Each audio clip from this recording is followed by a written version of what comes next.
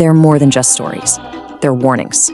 And tonight, we're going deep into a truly terrifying account from a small village in Himachal Pradesh. It's about a man who worked so hard, he ended up driving his tractor straight into a nightmare he could never, ever forget. Don't become so crazy for work. This, right here, is the lesson at the very heart of this story. And it's a piece of advice that was earned on a night of absolute bone-chilling terror. A message that the man who lived through it desperately wants the world to hear. So let's find out why. So let me introduce you to Bona. In his small village, he was known for one thing, really above everything else: his incredible, almost obsessive work ethic. He was a tractor driver, and for Bona, his work wasn't just a job, it was his entire life. I mean, day in and day out, it was the same thing. He'd take his tractor down to the riverbank, and he'd haul soil and sand, delivering it to local brick kilns or really just anyone in the village who needed it. The thing about Bona, he never ever said no to a job.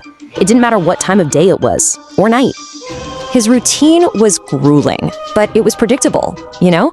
Wake up, start the tractor, haul from the river, deliver, go home. It was the simple loop that earned him a living. But one evening, this very loop was about to be completely shattered by one single fateful decision. The day had already been long. Bona and his family had gone to a wedding in a nearby village. But for a guy like Bona, well, even a celebration couldn't stop him from thinking about work. So on the way home, as they were crossing the bridge over the river, he looked down and noticed the bank was totally deserted. An opportunity. He dropped his family off, told them, "Hey, I'll be back soon," and fired up his tractor. He actually managed to haul and deliver one full load just as evening was really starting to set in. He was finally on his way home, exhausted but feeling good, when a neighbor stopped him. He needed four tractor loads of soil. And Bona, as tired as he was, just couldn't bring himself to refuse. So he agreed. He'd do 2 loads that night and 2 the next day. But here's the thing. He was completely wiped out, and his usual friends, his helpers, they were all still at the wedding. So he calls up his best friend Chandan, who agrees to help. Then they call another local tractor driver who they knew needed the money. And just like that, 3 men and 2 tractors headed back down to the riverbank as total darkness swallowed the valley. Now this is where a cold feeling starts to creep in, because the spot where they collected soil, it wasn't just any old riverbank. On one side you had the river, but on the other was the village's cremation ground, the Shmashaanghat. They worked for hours, just under the faint moonlight. The only sounds were their shovels scraping on stone and the quiet rush of the river. By about 9:30 p.m., they were drained. Bona, feeling exhausted and having had a bit too much water, walked away from the tractors toward a tree to relieve himself. And that's when he saw them. Right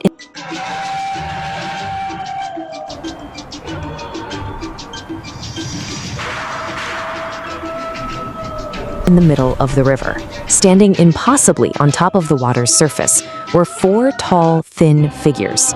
They were wearing these long, white robes that covered them completely, and they were just standing there, perfectly still, watching him. Their eyes seemed to have this faint, eerie glow in the dark. He shouted out, "Who's there?" But there was no reply, just silence. His friends Chandan and the other driver, they ran over to see what was wrong. And as all 3 of them stood there, staring, more figures just started to emerge from the water. 4 became 6, 6 became 8, until there were 11 of them, all rising silently, impossibly from the river. The sheer terror of that moment was just too much for some of them. The second driver, the one who'd been so eager for the work, he was the first to break. He threw his shovel down, screamed this exact phrase, "To hell with this, I'm running from here," and just scrambled for his tractor. After a frantic struggle, he got it free and just sped away into the night, leaving them behind. Bona and Chandan were completely frozen. As these 11 figures started walking toward them, right out of the water, they stepped into the beam of Bona's tractor headlights. And that's when the full horror was revealed. This was no trick of the light. They looked like skeletons, draped in burial shrouds, with only those awful glowing eyes visible. Bona finally snapped out of his trance. He and Chandan leaped into his tractor, but it was useless. He'd parked it in a bad spot. The wheels just spun, digging themselves deeper and deeper into the mud. The engines screamed this high-pitched whine of failure. And all the while, the skeletal figures just kept coming closer. They were absolutely, completely trapped. "The tractor! Leave it! Run!" Bona yelled. Their only escape route wasn't back toward the village. It was in the opposite direction. They had to run directly through the one place on Earth nobody wants to be at night, the cremation ground. With no other choice, they abandoned the tractor and sprinted blindly into the darkness of the Shmashaanghat. But as they ran past the funeral platforms, they quickly realized the figures from the river, they weren't the only horror waiting for them in those shadows. Huddled behind the glowing embers of a recently burned funeral pyre was a woman. She was dressed all in black, but her skin was this unnatural, shocking white, almost as if she'd been covered in paint. She didn't move. She just stared at them, her face lit up by the dying flames. As they ran past her, terrified out of their minds, this silent woman threw her head back and let out a piercing, horrifying laugh that just echoed through the entire cremation ground. It was the sound of pure madness, and it spurred them to run faster than they had ever run in their entire lives. They didn't stop running until they reached the safety of the bridge, where they collapsed, gasping, shaking with terror. They called their friends and family, who all came and stood with them, looking down at the riverbank. But the figures were gone, the woman was gone, the only thing left was the abandoned tractor. Nobody dared to go down there that night. In the bright, safe light of the next day, a large group of about 14 villagers went down to the riverbank, and they found the tractor, still stuck in the mud. But otherwise, the scene was completely normal. There were no weird footprints, no signs of the chaos from the night before. It was as if nothing had happened at all. That day, the three men, Bona, Chandan, and the other driver, they made a vow to each other.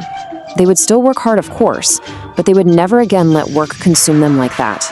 Once night fell, their time belonged to rest and to family. They learned the hard way that no amount of money is worth your peace of mind, or maybe even your life. You know, Bona never forgot what he saw. He shared his story with the narrator who first told it, not for fame or anything like that, but as a warning. It's a lesson that our own drive and ambition should never, ever push us past the boundaries of reason, into the darkness where some things are best left undisturbed. They got the tractor back, and yeah, they survived the night.